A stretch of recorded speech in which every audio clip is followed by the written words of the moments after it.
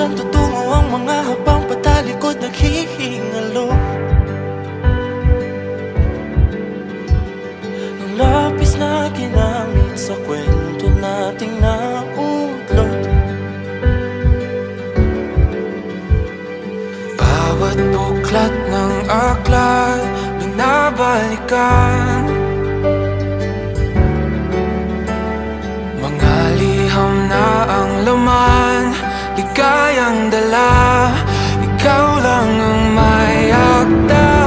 Sa lahat ng pahinang sinulat ng tadhana, ikaw at ikaw pa rin. Ang yugtong paulit-ulit kong babalik-balikan. Sigaw ay ikaw pa rin.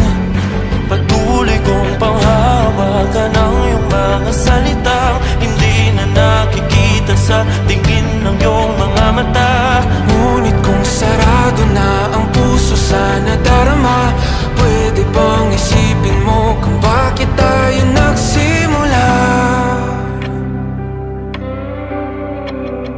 Ating katotohanan ay naging isang nobelang winakasan ng pagtutudang di na nalabanan. Nais na maramdaman muli kung paano isulat ang pangalan mo. Ngunit bawat letra'y mahirap nang iguhit, dahil binubuo nila ang iyong mga pangako. Sa lahat ng pahinang sinulat ng tadhana, ikaw pa rin.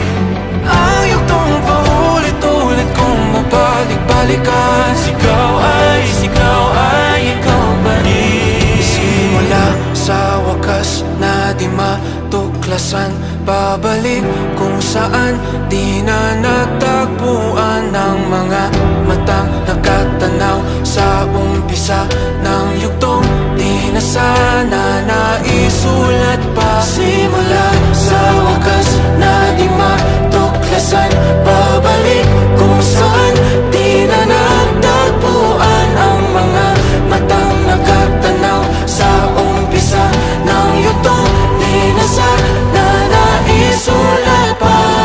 Sa lahat ng pahinang sinulat ng tadhana, ikaw pa rin.